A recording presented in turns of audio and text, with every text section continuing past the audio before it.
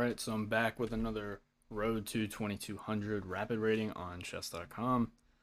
So far in this series, since I started making these videos, my record is 5 wins, 2 draws, and 0 losses. So if we're counting in chess score, that's 6 out of 7.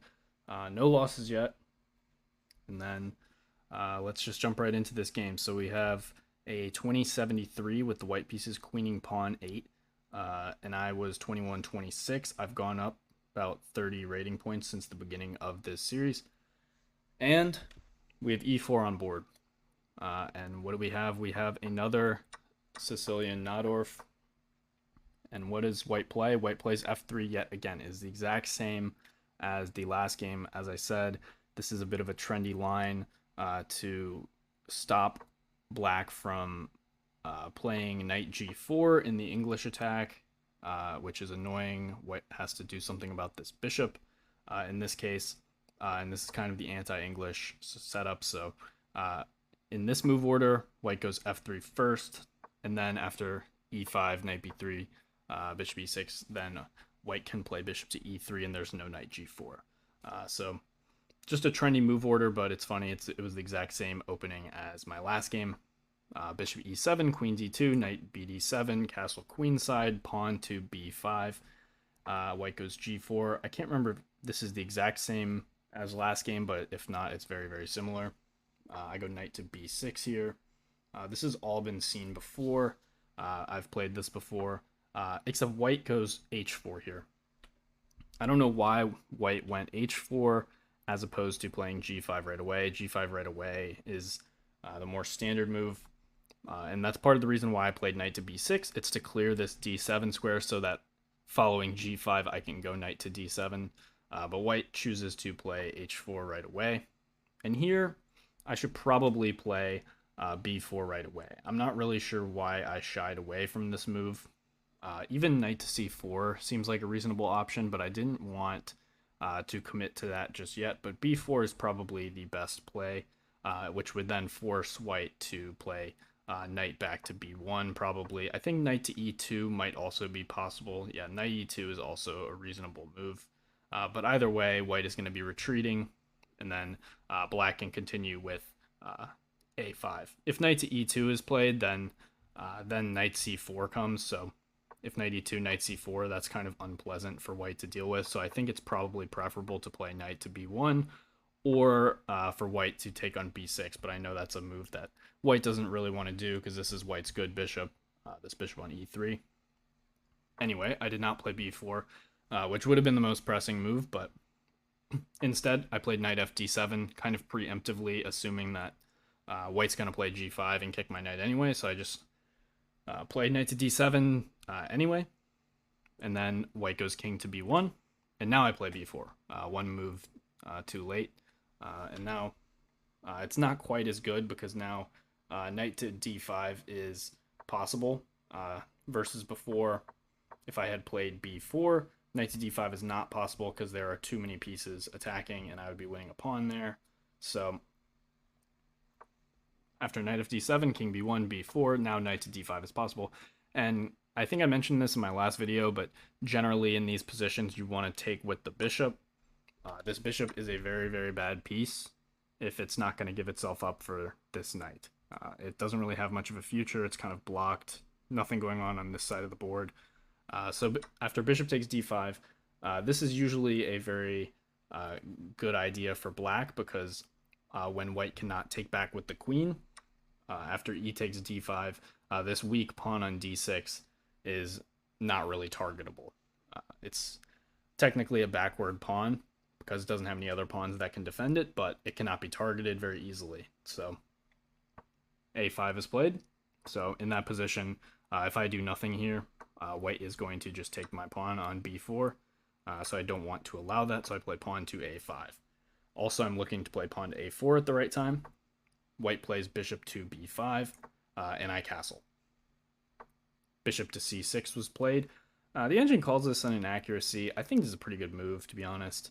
And I play a kind of tight variation. This is really the only move that can kind of hold somewhat equality for me. If I just move my rook I'm going to find myself in a very bad position. Knight takes a5, and if I go to a7 to try and maintain pressure on this, white has several different ways to try and build pressure.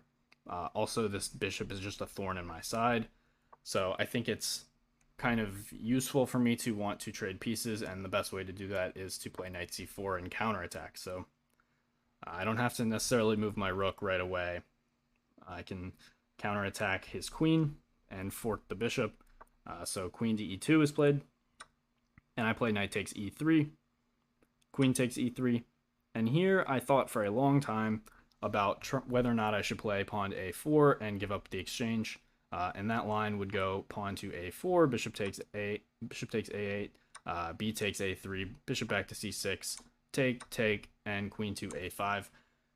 And I thought about this for a long time, and I was not sure if I should go for something like this. And, you know, in hindsight, I probably should, but it seems very speculative. Like, I'm giving up a little bit of material.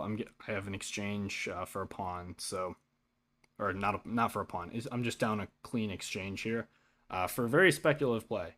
And white is still, you know, potentially going to get some sort of attack over here, and this bishop is just kind of a permanent piece. So it's really hard to say what's going on here. And I thought for like almost 2 minutes here, and then I played rook to c8. And, you know, rook c8 is really a passive move. I thought that white was going to play queen to a7. But even better would be bishop takes d7, queen takes d7, and knight takes a5. Like, I'm just dropping a pawn here. At least that bishop on c6 is gone, but the problem is now this knight is going to come to c6. So this would have been serious bad news for me if this happened. And I was very, very fortunate. My opponent played pawn to g5 after like 15 seconds or 18 seconds. Which doesn't really do a whole lot, and it allows me to kind of get off the hook a little bit. I play knight to b8. This technically might not be the best move. I guess queen to b6 would have been a clever move. You can't take this knight because your queen hangs, and after queen takes b6, knight takes b6. This position is actually not so bad for me. Knight takes a5, and I actually don't understand why this is like better than the other position, but the engine seems to think it's possible. I think knight b8 is just like the better move, and I think if you let the engine sit for a little bit, it agrees. So the idea is I want to trade off this knight for this bishop. I also want to stop him from playing bishop takes d7. Bishop to b5 is played. I go queen to c7, targeting c2. Bishop to d3 is played, and this is when things start to kind of shift in my favor. White is retreating, which is good. This bishop is no longer like on c6 just being a thorn in my side. So now I get pawn to a4 in, and I'm starting to get some good counterplay here, and I'm starting to like my position more and more. Knight to d2 is played. I go knight back to d7, and I'm looking to play knight to c5 now. Now that this bishop is gone, this bishop is not on c6 anymore. Now I can just kind of reroute my knight to where it wants to go. Queen to e4 is played, threatening a mate in 1. Pawn to f5 is played. If he plays en passant capture, I take with the knight, hit the queen, and defend mate. So this would be relatively good for me. He could play queen takes b4, but at least that kind of opens the b file towards his king, so I wouldn't be as upset about this if this happened. So pawn to f5 is played. He plays queen takes b4 right away, and I go knight to c5. So I have a pretty good position here. It's still relatively balanced. There's a lot going on here. I'm defending my pawn on a4. I'm looking to play something like rook to b8 and just get some counterplay down the b file. I'm down a pawn, but I think I'm the one that's starting to generate counterplay here, which is good in a position like this. He goes bishop to e2. I'm not really sure. I guess he was just concerned about me taking his bishop, but bishop e2 just seems like a passive move. I think something better would have been bishop to b5 at least, would have been more aggressive, but also knight c4 just seems like the logical move. I guess he was scared of This position, you didn't want to double his pawns, maybe, but I think knight c4 or bishop to b5 would have been better options. Even something like rook c1 to just defend here, and if knight takes, then you get some counterplay back down the c file. It's really hard to say. Those aren't necessarily the easiest moves to play. They're not the most pleasant moves because I'm starting to generate a decent bit of counterplay here, but I don't think bishop to e2 is the best way to play. Now I'm kind of x-raying the c2 pawn also when this knight moves. So I play rook to b8, queen to c3 is played, and I go queen to a7. So this was probably a slight mistake. I should probably go rook fc8 right away, but I kind of wanted to clear my queen out and look to play pawn to a3 maybe. He goes knight c4, and I go rook fc8 now. So I'm really just putting my rooks on semi-open files and trying to put some pressure on him and generate counterplay. He plays queen a5 because he is just desperate to get the queens off the board.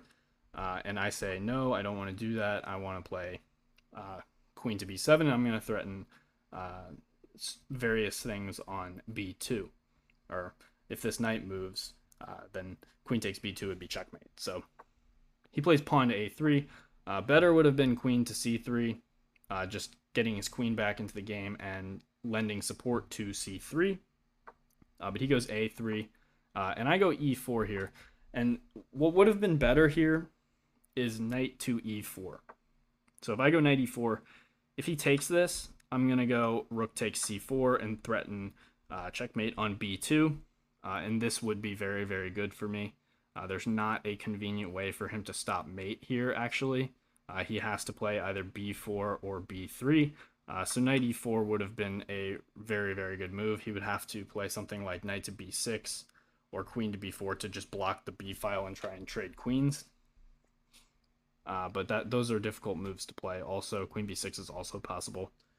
But I did not play knight to e4, but I thought about it because I saw the similar ideas where you're playing rook takes c4 to threaten mate. So I play e4, and my idea is I want to take on f3 and then play knight e4 so that my knight isn't hanging. But I kind of underestimated how strong knight e4 would have been right away. So I play e4. He goes queen to c3. I play e takes f3.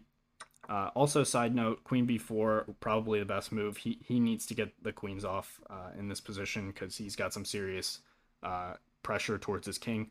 But he goes queen c3, e takes f3, bishop takes f3, and then knight to e4 is a crushing blow because I'm hitting his queen and I'm also threatening rook takes c4, and his position kind of falls apart at this point. So he goes bishop takes e4 because he obviously does not want to let me take his queen. But unfortunately, after rook takes c4 here, his position just falls apart. He's going to be losing either a queen or getting mated. If he moves his queen away, he's going to be getting mated. So there's no convenient way to stop this. If you take my rook, that's checkmate. So he goes queen b4 here to just give up the queen, but this is going to be the ball game, and the game was over in short order. But I thought this was a good game. I was able to convert even though I had 24 seconds. Once again, time management's got to be better, but this was a pretty good game. Same opening as last game, but it was a good game, and hopefully I can continue this unbeaten streak. But I will see you guys in the next video.